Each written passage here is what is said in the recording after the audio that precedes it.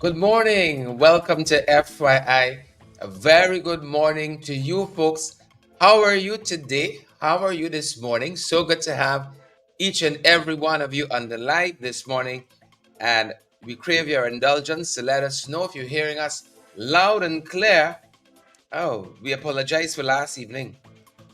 We came on with a lot of exuberance, fired up and ready to go. Fired up and ready to go. But the technical difficulties, folks. We apologize for that. We apologize for it. We think we have it worked out. We think we have it worked out. A very good morning. Thanks for joining us from the many places that you're joining us from. We got a lot happening this morning. We're going to talk about a couple of things. In all that is happening, we'll talk a couple of things, folks. Good to have all of you on the live. Wherever you're joining us this morning, do let us know how you're doing. Hope you guys have hit the ground running wherever you're joining us from today. Good to see so many of you on the broadcast. Whichever page, whichever platform, whichever forum you're joining us from. Cheryl Glenn, we see you there on the live. Cheryl and Edward. And Edward always says, Edward Rooms, keep Sugate alive. Good morning to you, Edward. Redham and Alexis, let us know if you guys are hearing us loud and clear. Good to see you folks out this morning. Glad to have you here. I see Eula Rubens is here with us. I haven't forgot Lafferman. Debbie Collins is here too. And St. Romaine Adams, all our favorite folks here this morning. Folks, as you come on, smash that emoji button. Let us know how you're feeling this morning. Let us know how you're receiving us. You're receiving us loud and clear. Give us a thumbs up. Please and thank you. We'd appreciate that so much. Don Sullivan, Don and Doug, good to have you on the live. Andrew, good to have you on the live this morning. Good to see you there. Dion Benjamin, good to have you as well. Wanella Garnett, good to see you there. Kishan Sharma, Ramcharan is here as well. Good to have you, Kishan. Andrew says he's hearing us loud and clear. Andrew Griffith, good to have you on the live this morning. We're going to have a guest dropping by. We're going to have a guest dropping by via phone. Let me alert you to that because of the things we're covering this morning. Good morning to all of you. Shauna Fortune is here with us. Andrew Griffith, and I see Brian Adams is here with us as well. Good to have you here, Brian. And all the other folks who are joining us. We're 2 minutes into our broadcast. We've got about just over 200 persons joining us. Folks, wherever you're receiving this broadcast from, I hope that you woke up well this morning. You're fired up, ready to go, ready to take on the challenges. Folks, you're going to rise to the circumstances. You ain't going to bow, you ain't going to cover. Folks, yeah, whatever life hands at you, you're going to, face it head on. You're going to face it head on. I was really touched recently. I was reading a post. It was a quotation being used by, I think it was not Margaret Lawrence, Edgell, Desiree Edgell, who recently suffered a loss there, and she was reflecting on life with a quotation, and I was struck by the quotation that she used. The content of it, to me, was so relevant. And one of the things she was talking about is dealing with versions of you. How change is so inevitable, right? And dealing with versions of your own self. I was so struck by that, right? So the challenges you might have this morning might be you, might be anybody else. It might be challenges you just, you're confronting in your own personal life. Abira, good to have Abira on the live this morning. It's so much better to wake up with people, and that's why I think I look forward to this program, because y'all are the first contact I have with the outside world in the morning. You wake up, your family is there, wife and your kids and so on. But y'all are the first contact I have, at least. Before I talk with parliamentary colleagues, before I talk with, folks on the ground, the Mayor of Linden, the MP from Region 5, the MP from Region 6, before we talk with, any of our colleagues. We talk with you folks, and that means so much to us. Ingrid Crawford. So if we end up a little grouchy at the end of it, it's because of y'all. Y'all are setting the tone. Elizabeth Williams, good to have you on the live this morning, Elizabeth. Shelley DeRitt is here too. Lots happening, folks, in the mining tongue. I saw the mayor complaining this morning of some of the things happening at his end. You know, lots happening today. Shelley and Lynette Wolford. Lynette, how are you doing this morning? Great to have you on the live as well. You know, I'm so thankful for technology. We could be in the kitchen and yet we could have, you know, a background up. You know, you can't hate technology. You just got to keep moving with it. Learn as much as you can and adapt and move. Please and thank you. This is the age of AI. I don't care if you're 85 or 90. As long as we got breath still, you know, we should keep learning. Unlearning too. You know, unlearning lots of what we know. Sometimes you know, the more information you come into contact with, you engage, you interrogate, the more you understand, you know, how much you don't know. How much you don't know. My wife was telling me last evening that, you know, in the countryside, quote unquote, the countryside where she's from, when somebody dies, you know, you go to the church and you ring the bell. If it's 2 times, I think it's a man. If it's 3 times, it's a woman. Something of that nature. Can't remember it exactly. And I was stunned by that.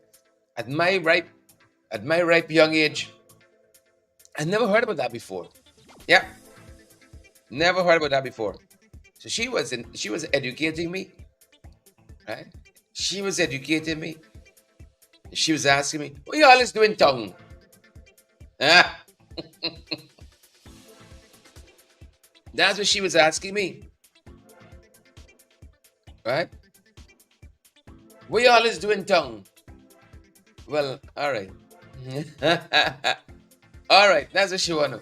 What you always doing, tongue? You know, I saw the Right Honorable Mayor of Linden talking about shady contracts. And it's an issue we're going to touch on because most of this morning's program, Lord willing, we can touch on shady contracts and corruption in the PPP, God willing. And we're going to attempt to drill down a little bit on some of what has been happening. We're going to dot the I's and we're going to cross our T's. It's a lot. John Sullivan, good to see you on the live this morning. Rats Ricardo says sound. Y'all in hearing us? Rats Ricardo says sound. Rats, if it's a big back TV, you gotta hit it there. the lights blinking at our end. Rats Ricardo says no song. Y'all are hearing us, folks? Rats Ricardo said no song. If you got a big back TV, my gotta hit it. Ras says no sound. Help us. Warren Figueroa says sound on point. All right, Ras. Help us out, Ras. If you got a big back TV, you gotta slap it 1 or 2 times. Warren, remember how we used to do it? Remember how we used to do it, Warren? You got a big back TV there. You gotta give it a couple swaps or so on. Give it a couple of swaps or so on. Big back. So heard the Mayor of Linden talking this morning about some things happening at his end, and hopefully leads us into a broader discussion. I see folks saying sound good. Shelley says sound loud and clear. Shelley says, Ras, restart your phone. I like how we help each other in these programs. And I love how we help each other. So the mayor talking here about shady contracts and the fact that you had some contractual works done recently and it's already crumbling. It's already, the infrastructure, it's already crumbling. And he talks a little bit in a post he made about these contracts being awarded on the basis of favoritism rather than based on merit. And persons, even though it's not right, mightn't feel a little way if the favoritism contracts were being executed, performed at a high level. But it's when soon as the thing finish,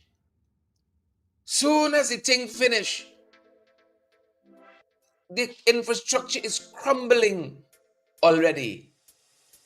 And the mayor of London is drawing our attention to substandard work, such as the failed drainage system along Independence Avenue, he says, by First Choice Supermarket, First Choice Mart, which again exemplifies poor execution of contracts in London.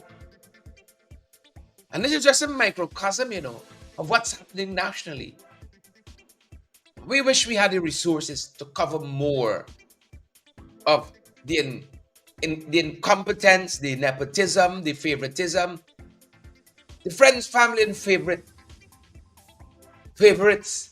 and flatterers, the mantra and hallmark of the PPP. We wish we had more resources to cover that, And when we ask for a little, help to keep us going, some of y'all say, them boys eating big off for us. Fancy chicken and eggs and so on. Them boys can eat off of us. Right? That's what's up. We can talk about chicken and eggs just now. Yeah, hold on. We can talk about some of the real story with chicken and eggs. But I want y'all help keep me off the streets, because it's a thin line between these programs and some what's happening out there, folks. Thin lines. And so want to talk with the mayor of Linden about some of what we've been seeing and hearing. And y'all know he keeps it real. He keeps it real. Maxine, we see you there, and Debbie Collins. See all of you folks on the live this morning. Tessa and Richard, good to have you all here with us. Help to keep us, folks, off the streets if you can. Mr. Mayor, a very good morning to you, and thanks for being on our broadcast on such short notice. How are you doing?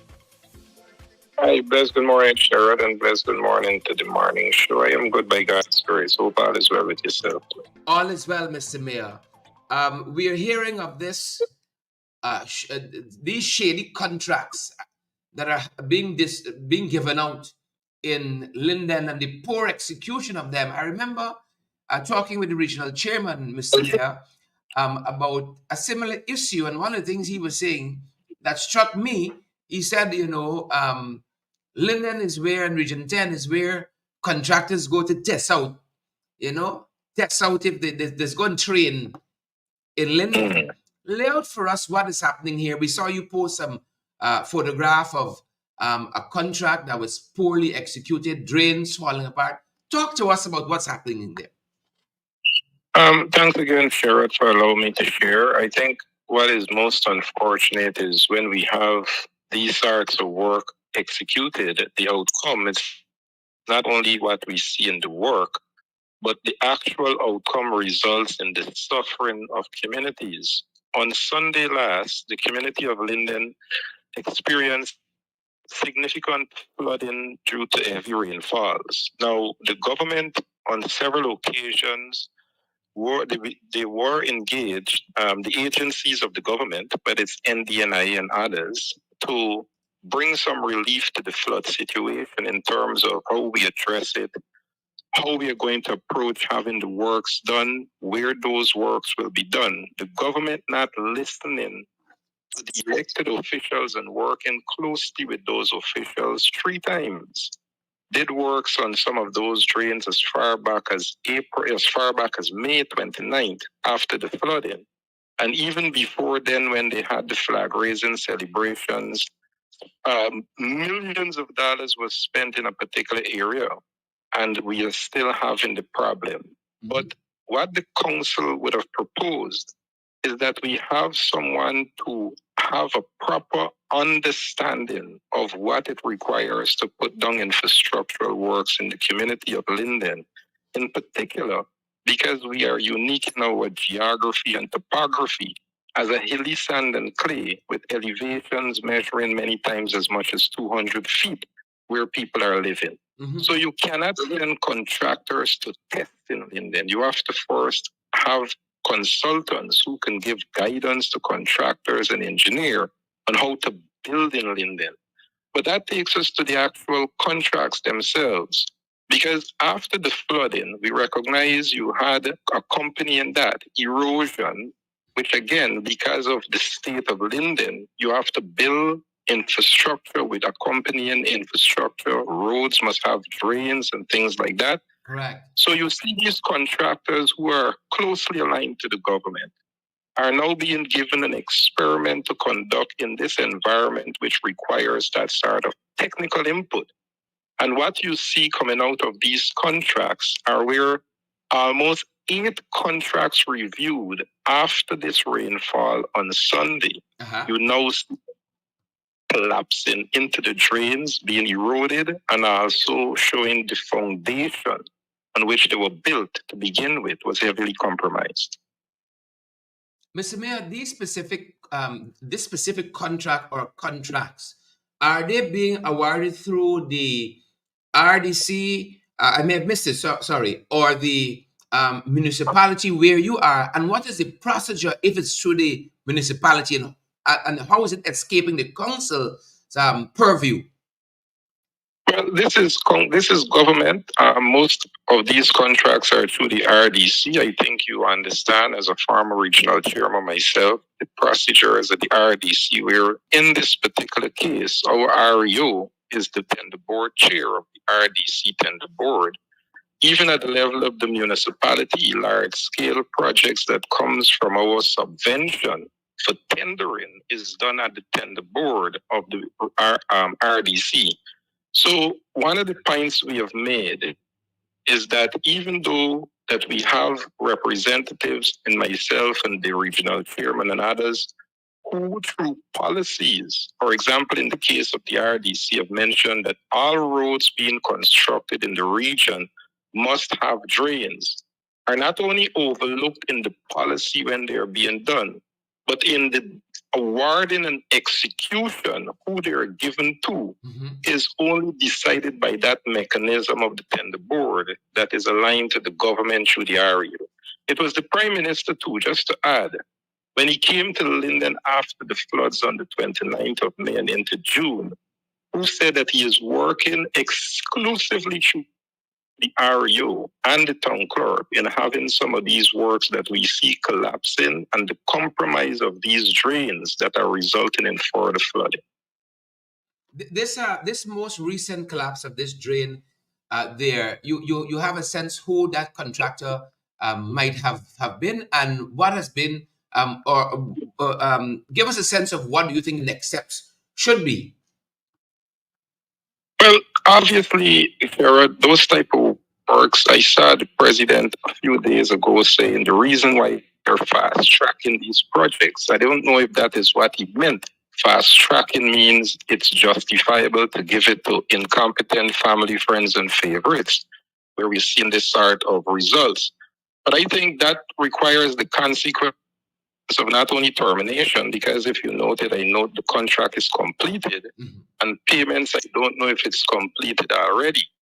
Obviously, it would be, because contractors collect payments as works progress. Now, not only should they be made to pay that back, but they should be looked at in terms of further works. How do you assess a mini mart to do works such as construction and engineering? And the outcome is what we've seen. I only yesterday spoke to the RDC that gave me the information, and I've not been given the individuals that own the company, but I'm being told it's persons closely aligned with senior officials that are aligned to the People's Progressive Party in the administration of the region.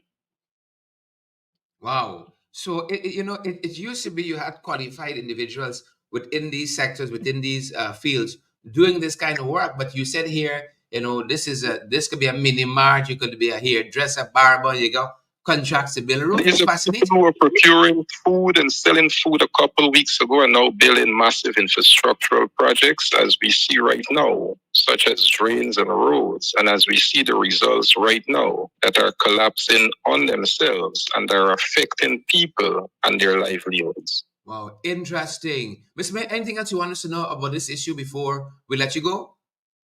Well, again, I think what is important as we uncover matters like these, it represents a few things. First, government's unwillingness to work closely with the elected officials and local communities so that they can be guided and so that they can have a full buy-in as to how they progress, one.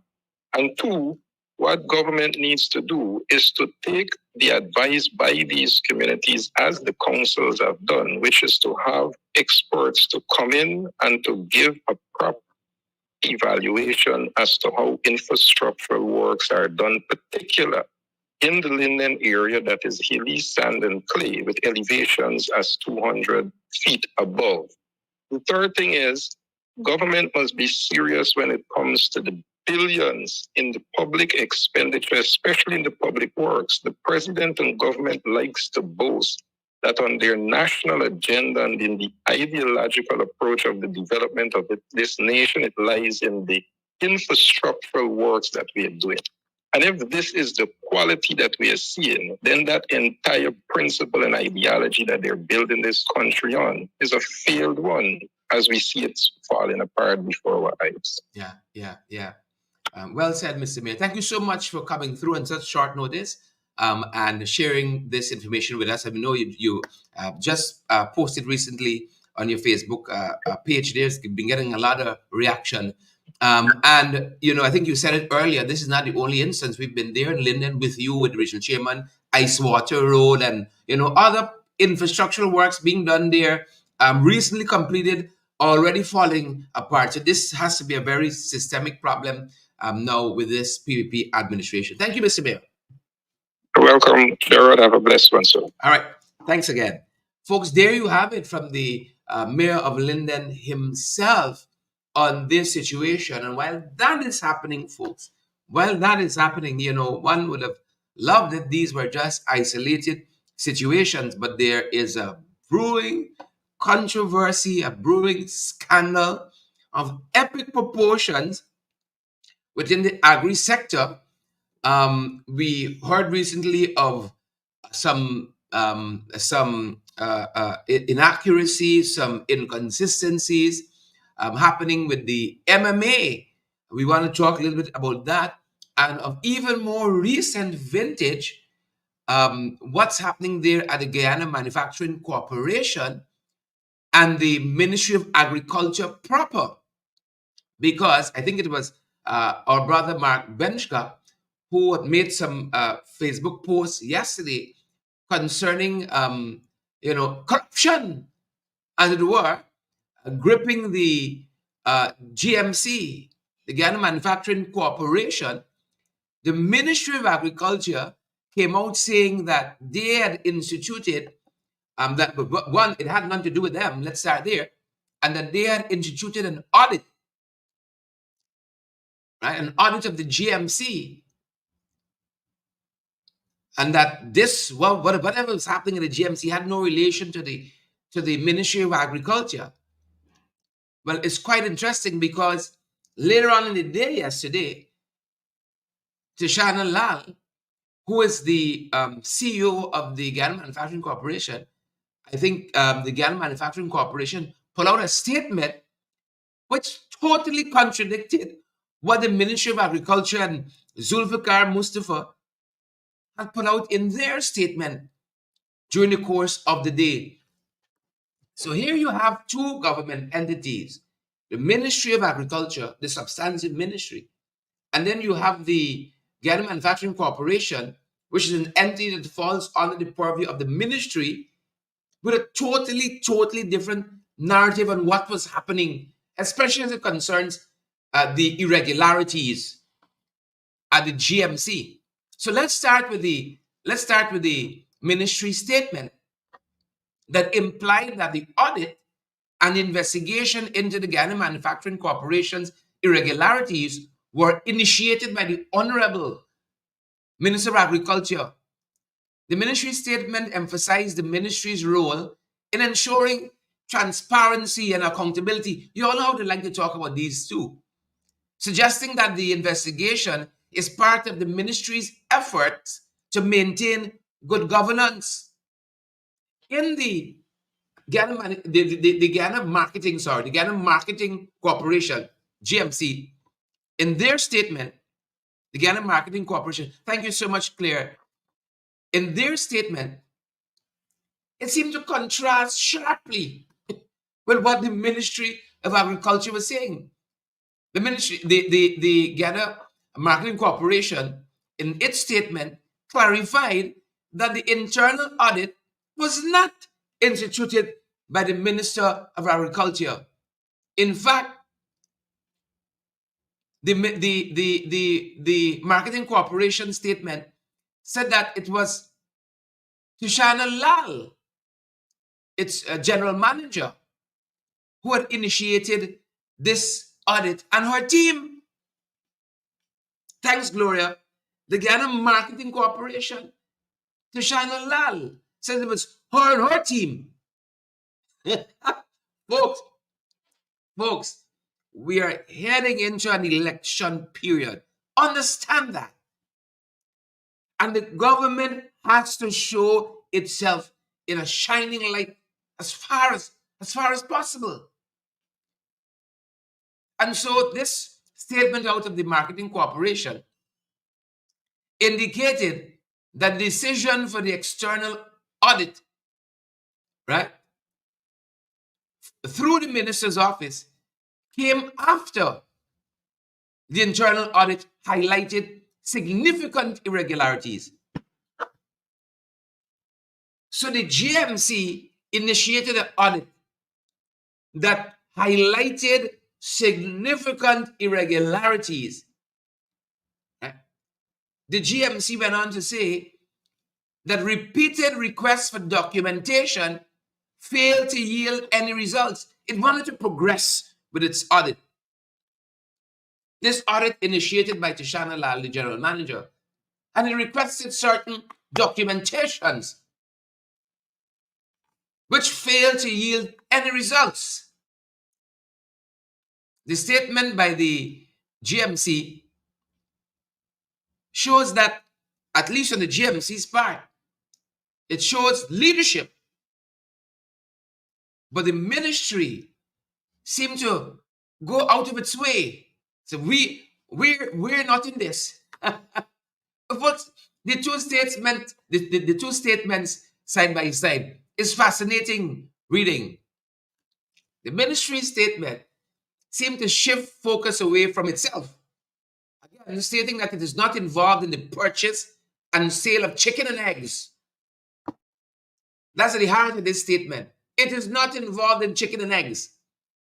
It further clarified that these responsibilities lied with the GMC, distancing the ministry from implications of direct involvement in these reported irregularities, according to the GMC. So we got two things happening here. The ministry said it had launched an audit.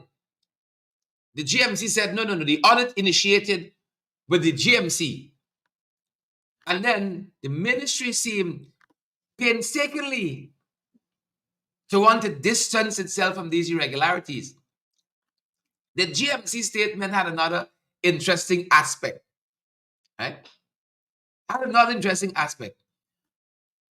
It supports that it had autonomy in handling financial irregularities, hence starting the audit, initiating the audit, right? And it highlighted, this is the Marketing Corporation, its role in stabilizing prices and maintaining transparency within its operations. And that's why they initiated this audit in the first place, right? Reinforcing its authority over matters concerning internal governance and pricing control. So it wasn't the ministry. Again, the audit started with the Marketing Corporation. Right? Another interesting aspect when you look at these statements side by side, the ministry statement is very general. This is the Ministry of Agriculture under the stewardship of the Cute Zulfi. It was very general in nature, referring to the irregularities and discrepancies without specifying who or what departments are involved. The ministry statement called for public patience and confidence in the ongoing investigation, portraying the ministry as overseeing the process to ensure fairness and integrity. The GMC statement, by contrast, provides more specific details regarding the nature of the irregularities. Listen to this. It mentions issues involving the accountant and the special projects manager. Yeah, the accountant and the special projects managers are integral to these inconsistencies, irregularities that are in this audit that the GMC initiated. Correct? So while the ministry is very general, the GMC statement is very direct in its approach in addressing the concerns that were raised. Right? And of course, it confirmed the need for an external audit into all that is happening.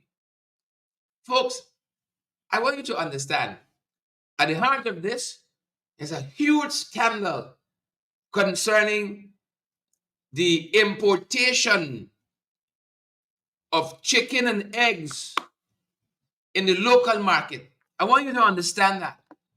Now, this has been an issue that is not of recent vintage. The opposition has been on this issue for quite a while now. But all you get is obfuscation. It has been raised in press conferences. It has been raised at the level of the National Assembly. And you could never get any clear answers on this. You could never get it. You could never get a coherent policy. Since last year, 2023, the year before that, 2022, these matters have been raised.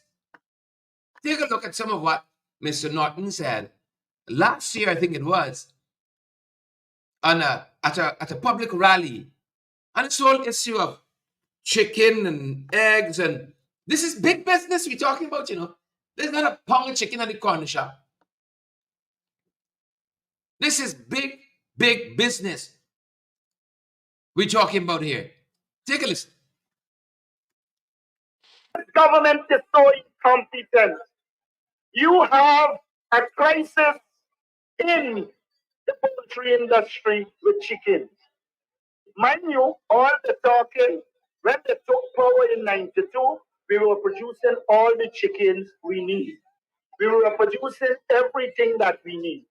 Now there's a crisis. And I heard the presidents talking about bringing chicken from Brazil. You are going to kill the local chicken industry.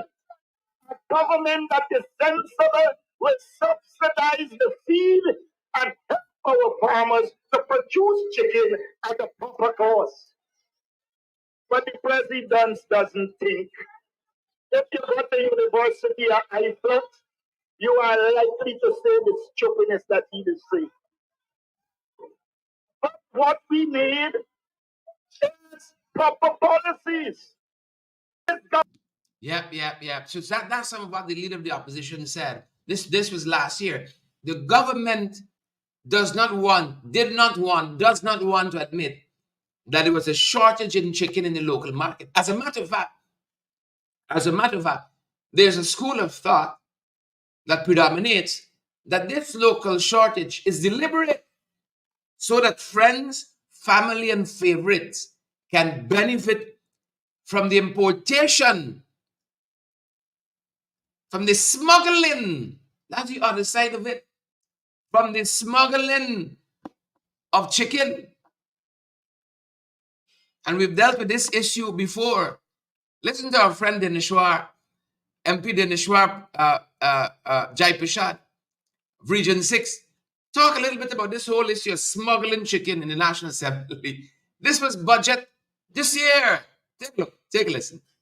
Madam Speaker, as it relates to health, I want to say to this Honorable House that we have to be a bit more careful as it relates to health. Things happening in Region 6 as it relates to health. Mr. Speaker, Madam Speaker, Region 6 is under tight pressure. Tight pressure. And we know that customary, the ambulance normally transport the sick and those who need medical attention. But not so long ago, under the PPP administration, the ambulance is being used to transport chicken. I don't know if these are dying chicken or already dead. But imagine how we are being, imagine the level of operation that we are using our health facilities to transport chicken for sale. This is in the news. One official close with the PPP had to resign because of the situation. Yep, folks. Chicken business, the importation of chicken, smuggled chicken, big business. This is the only country on earth you gamble on smuggling chicken. You got government vehicles fetching ganja and marijuana. And this is not seized product, this is ship involving, what does the law says? Trafficking. Government vehicle with sirens on them. So when you see a siren coming by, you thinking it's emergency, is somebody sick, is some official on a state business. It might be all of that. It might be all of that. Official smuggling business. This is big business. So number one, we're still on GMC. GMC says discrepancies. Chicken and eggs. Big business. It identified who is at the center of this. While the Ministry of Agriculture, Q Zulfi, wants to bury his head in the sand. That you got corruption. They don't want to admit you got chicken shortage and they got to import. Because, of course, it goes to what they've been saying. Oh, they're doing all of this work in the poultry sector, in the agriculture sector. They've been doing all this work. And then they've been bringing in the big, the giant black chicken, and they doing this and that. But all their efforts, if there are any meaningful efforts, seem to be falling flat.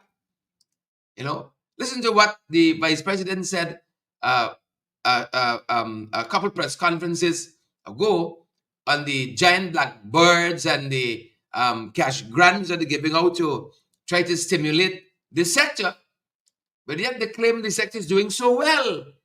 But folks on the ground know chicken being smuggled wantonly in this country. And that is some of what this audit by the Marketing Corporation is picking up on. But of course, we're heading into election season, so we can't have any of this. So you see, the ministry is trying to bury this issue now. That's what they want to do, to bury it. Take a look at what the Vice President said about chicken and giant black birds. There's no coherent policy. And that is what you heard the leader of the opposition saying. In the poultry sector, you need policies, not friends, family, and favorites. that driving this discussion. The vice president. Last year alone, we did nearly 4,500 breeding pigs, boars, so and sows to give out to people. This is so that they can do the development. We have a Black Giant program, so it's not big people alone getting help or the rice farmers. It's livestock. We're bringing in more better breeding animal. A lot more is being help given to people at a grassroots level through the $250,000 grant chicken project. We have had nearly 1,000 people start small chicken programs, and they got just a $250,000 grant. They start with 100. A lot of help to people in those areas. Yeah. All of those seem to be working. All of that not seem to be working. As I said, FYI family, as an opposition, we've been drilling down into this issue. It's not of recent vintage. It is building to a crescendo. The GMC, the Ghana Marketing Corporation, seem to want to expose what is happening, seem to want to expose these giant blackbirds you got. They themselves are some chickens. Jack Dion is a chicken. They don't want to deal with the problem of corruption in this country. The marketing corporation on it, Channel, seem to want to expose the. But you all know, friends, family, and favorites. As I said, we as an opposition have been drilling down. The ministers have been running from the questions on this matter. And you all know how the speaker shield them. Take a look and listen to the shadow minister for the agri sector raising this issue during the consideration of the national estimate just in February of this very year. Take a look, folks. Take a listen. I remember Mr. Jordan. Thank you, Mr. Chair. Mr. Chair, the new Guyana Marketing Corporation provision for buildings and equipment.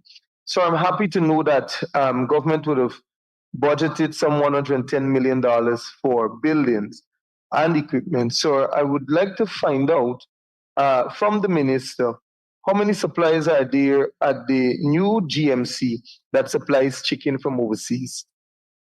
Honorable Minister. No supplier supply chicken to the GMC, Mr. Speaker. Mr. Chairman.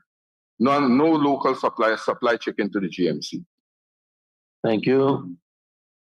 Honorable Member. Mr. Chair, again to the Honorable Minister, and he can correct me. During last year, there was an incident with a truck transporting chicken somewhere within Letem area. Line item. It is on the new GMC, sir. It is a very 3300800.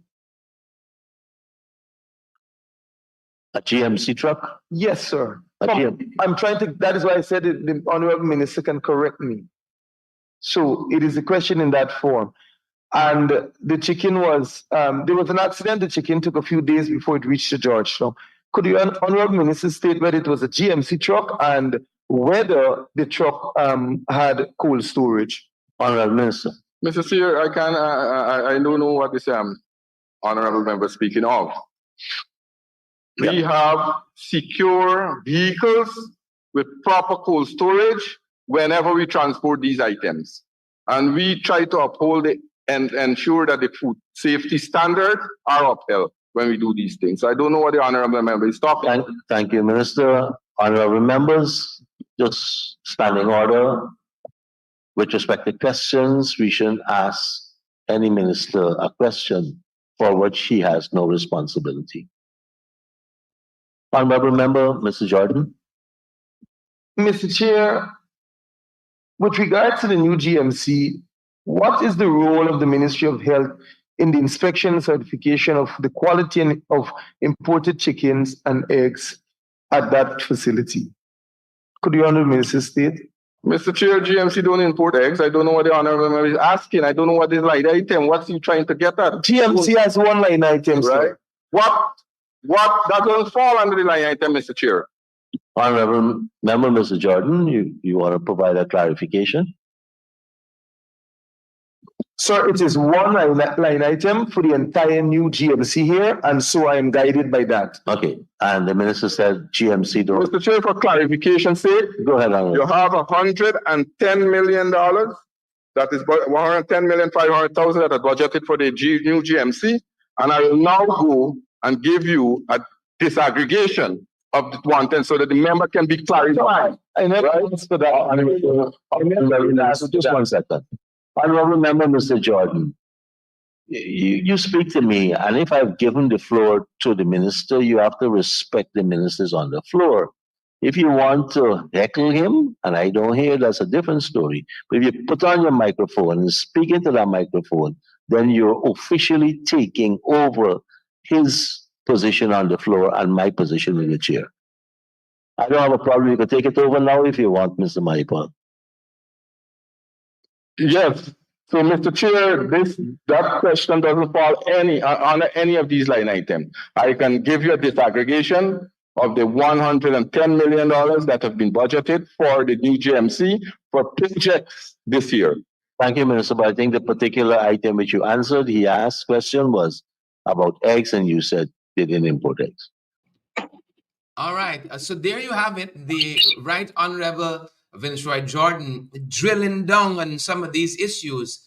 And of course, the speaker got to do, the speaker for the PPP speaker got to do what the PPP speaker got to do. I'm privileged to have the MP Jordan join us this morning. MP, welcome. You've been following this issue here at the GMC. It's building to a climax now with differing statements coming out of the Marketing Corporation and the ministry. And also you've been following what has been happening at the Mahika Myconia Barry Agricultural Development Authority.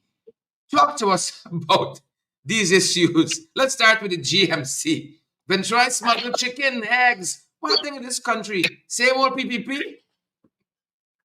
All right. Good morning to you, Sherrod, and good morning to your listening and viewing audience. And thank you very much for having me this morning. And Sherrod, I want to begin by saying that it is nothing new.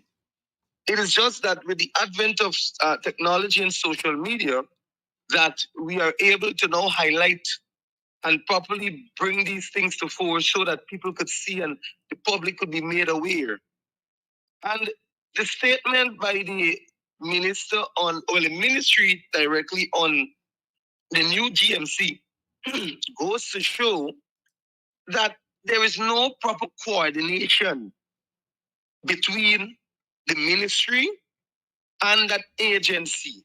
Apart from the coordination, it goes to show the constant cover-up that the Minister of Agriculture is oftentimes involved in, so as to not let the public properly get the real issue, the meat of the matter, as we would normally say. Because we know from the opposition that there is corruption at New GMC. Right. The manager at New GMC knows that there is corruption. As a matter of fact, her statement is not one that many are surprised with. But I firmly believe that she wants to stand on the side and corner of truth. And so the woman in a professional manner or wanting to be best in service, she let the cat out the bag. She let Guyanese know that it was not Zulfikar who wanted an investigation. It was the new GMC management through her and the team that wanted an investigation. And Sherrod, this is not yesterday or last year. It is for years that the corruption is at its highest, especially at the Ministry of Agriculture and in several agencies. And if you permit me this morning, I can remind you or remind the viewers and listeners that it is not only at New GMC. I'll get back to the manager's statement. But it is not only at the new GMC that there is corruption, and it is not only now, but you will remember NDIA and all the different projects and the Tupio and the 770 million at A-Line in Region 3. You would remember the Black Belly scandal. You would remember the Gaisuko program of $50 million estimated in damages at the Albion factory, and in completion just a month or so ago, we heard that it is $600 million.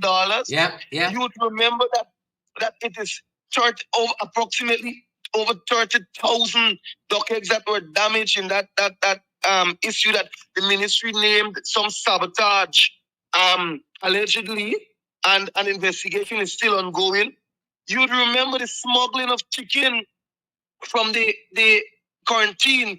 When the ministry signed off on documents, we provided the number plates, the documents, we provided the vehicles, the police officer that stopped the vehicle at Albion. And when that happened, allegedly the senior officers from the government called to say that the trucks must be released and that the chicken must go to where it is going. You'd remember that at Fort Wellington on the west coast of Barbados, about 3 weeks after that, another truck was stopped, and again the calls were made, and the trucks had to be released. Release the trucks. So it is something that is very much widespread, and it is not in isolation, Sherrod, from what is happening across the other ministries and other agencies. I am seeing this as something that everybody is corrupt at the top, and so the boys begin to become corrupt and do just as the big ones are doing. Yeah. Because you would know that there are houses being built by ministers, allegedly, and that there are apartments being owned by ministers, and that there are certain companies being owned. Coming back to Mrs. Lal's statement, I would want to commend Mrs. Lal as the incoming Minister of Agriculture, because we will unseat Zulfikar from that seat because he is corrupt at this time. As a matter of fact, I said it before that Zulfikar should pack his bag and leave. And it is another opportunity that presents itself that I again would call on the Minister of Agriculture to do the honorable thing and resign this time, not for his incompetence alone, but the corruption that are leveled against him and his ministry. And so it is time that he leaves. And I believe that a large majority of the Guyanese population would agree with me, because it is this one ministry you would not even want to talk about MMA. We have not yet talked about MMA. Yeah. And you would understand the amount of corruption, NDIA, the amount of corruption, GLDA, the level of corruption is so great under this minister. I think that he should resign, do the honorable thing, step down, and let somebody else carry out the few months that are remaining. But Sherrod, the manager, was very clear to point out Talk to us. that it is not the minister. And from what I gather, Sherrod, because we always get the reliable source. Well, permit me, I should say credible source, seems that I'm on the credible source. We normally get the credible source from the inside. And people are saying to us that this is another major cover-up that was about to happen, because the minister was not allowing the manager to properly do what she had to do, and the management team, so to speak. Mm-hmm. And Sherrod, if you would remember that this ministry, the very goodly permanent secretary had to resign allegedly just a few months ago, or they say it in a way that a contract came to an end. But it is not just that a contract came to an end. The allegations suggest that the minister, again, in his way of wanting to always cover up these corrupt acts that happens under the PPP and his ministry in particular, he wanted the permanent secretary allegedly to sign off on contracts and documents that would have paid contractors millions of dollars. As a matter of fact, NDIA received the largest amount of monies given to the Ministry of Agriculture this year. And those money within the infrastructure sector, a lot of corruption is happening. And so the PS, a woman of good standard, a woman who is professional, she said, before I get myself involved in these things, I'm going to just take my leave. Make a beeline. And so, also, yes. Vinceroy, when you look at the statements side by side, the GMC statement is specific, right? That the issues involve the accountant and the special project managers. When you look at the Ministry of Agriculture statement, first thing they want to blame external people is bench cup, rabble rousing, Alright. nothing like that happening here. But the GMC statement drilled down into the problem and seemed to want to excoriate it as against the minister.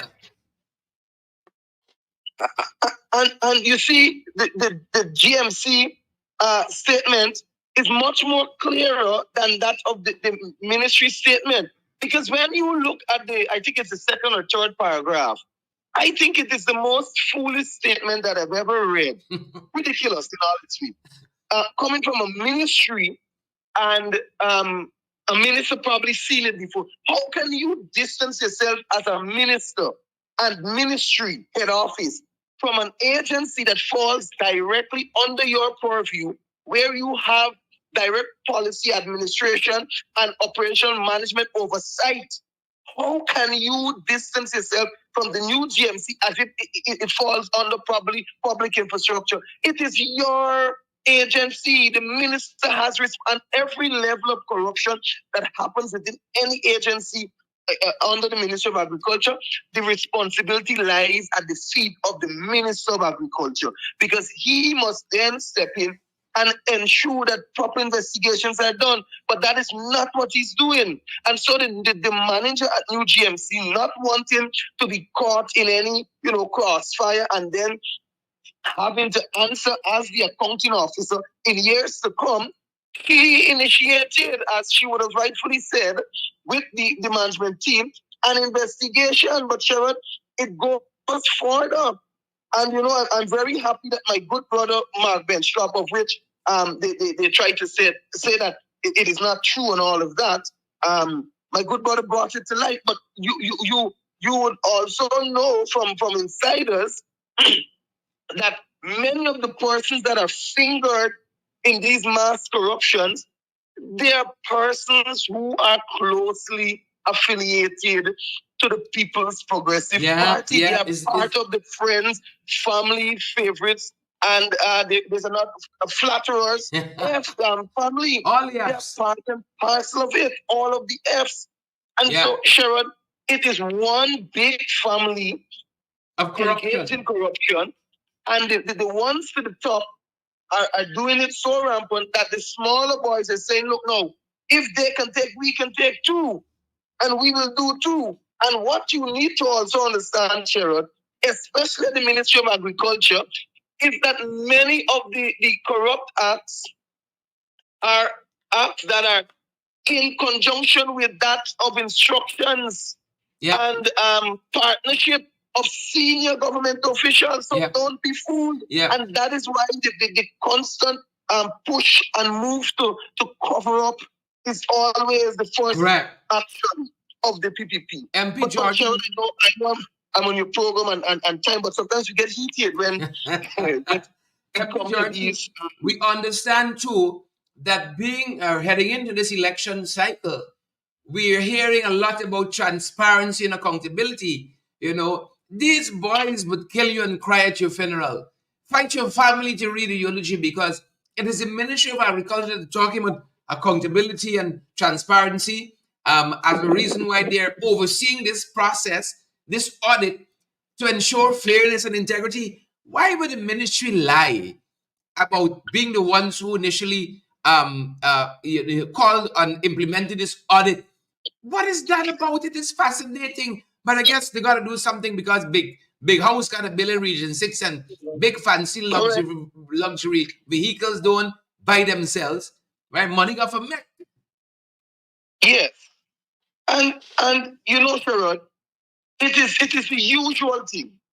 The lies and the statements that they normally come. Look, I would have been writing and putting statements, some even video form, against that of the corruption and malpractices at the Ministry of Agriculture continuously.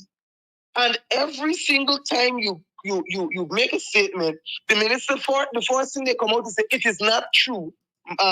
Vexatious, malicious, all sorts of crazy words they would use. But then to the end of it, they boil down and then they say, those matters have already been resolved. What nonsense is that?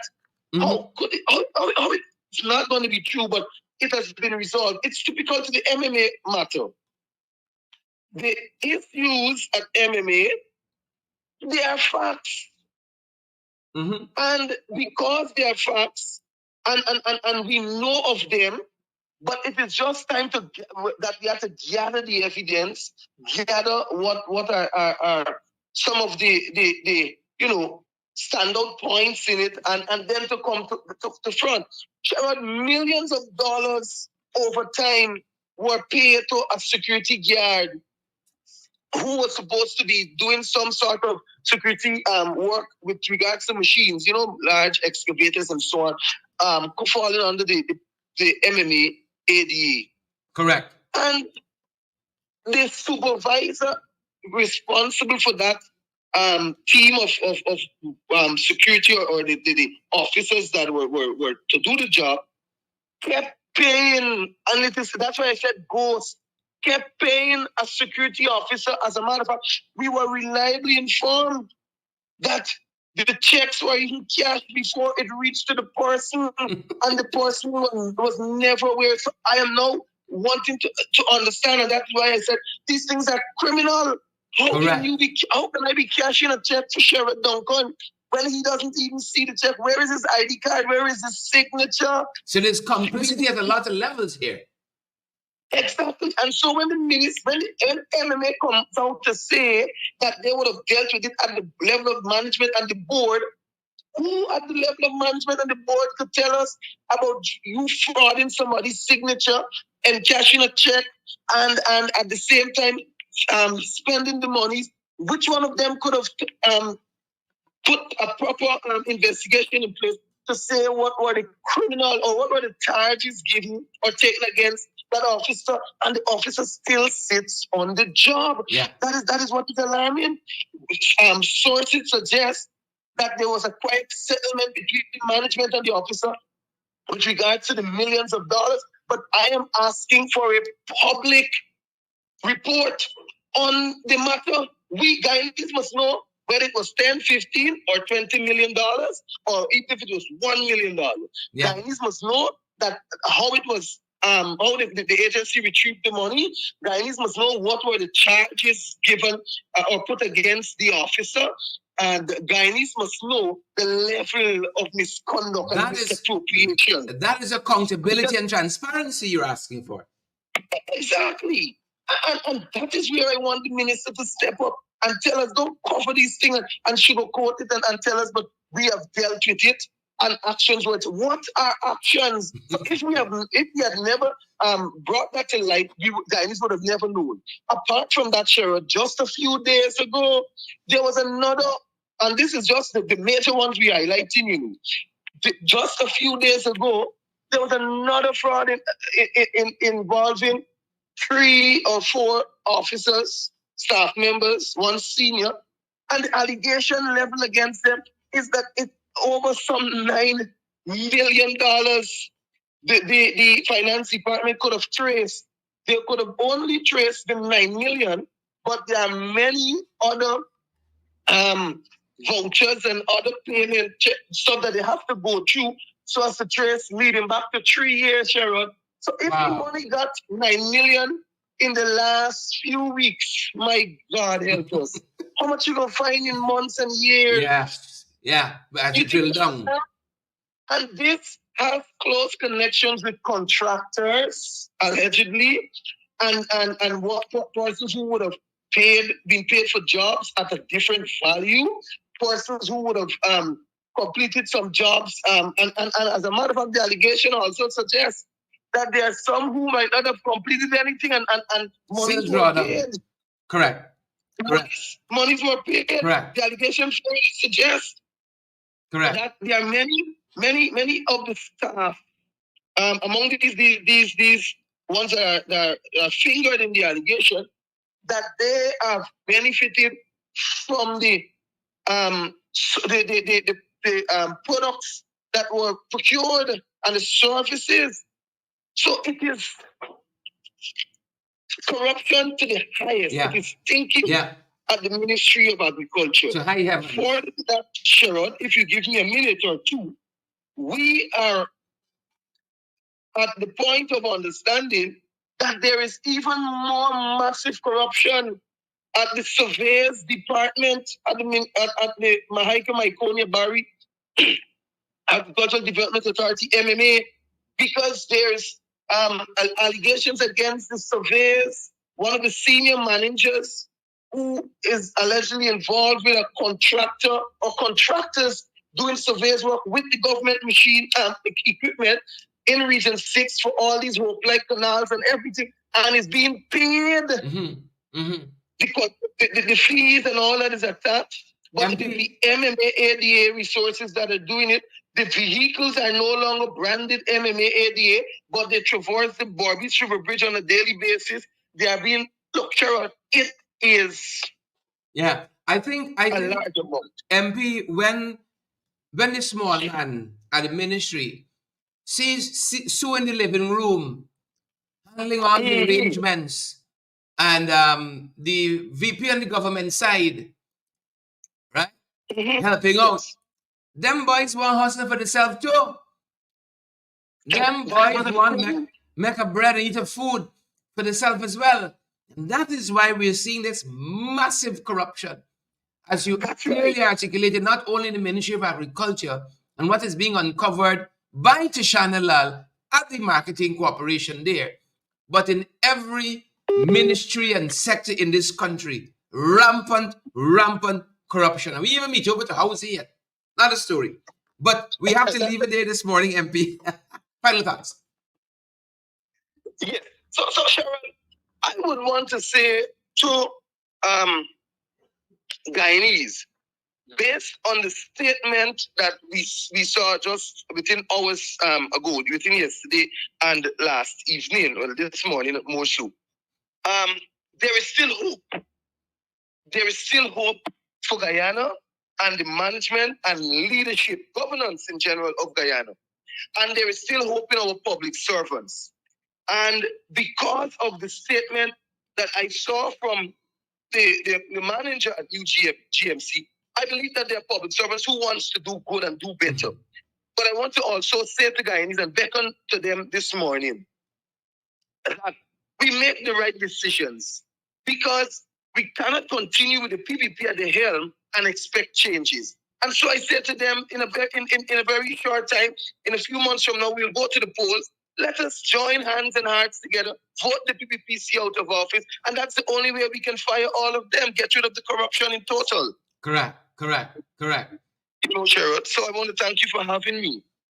Thank you for coming by again on such short notice, MP Vinceroy Jordan, shadow for the agricultural sector here in Ghana. Thank you so much. Okay, sure. Thank you. All right. We're going to leave it there, good folks. We are going to leave it there. Thank you for staying with us this morning, all of you folks who have joined us. Thank you so much. John Walcott, we see you there. Neon Harding, we see you there as well. And I see you, Annette Cummins, we see you there. Ann Cummins, we see you there as well. Cook. We see you on the live too. Dan Primo, Detri Albert, Lisa Remy, good to see all of you folks. Have a fantastic rest of the day. If you found any value in our broadcast this morning, share the live, folks. Smash that emoji button. We're going to see you right back here on the next one. Jilly G and Sebastian Orilal and all you other folks. Ravi DeRoop and Carlton, Deborah Pearson, Maxine Monroe, Marcia Jackman, and Brian Daniels. Good to see you on the live. Edward Gonzalez. We're going to see you guys right back here on the next one. Take care.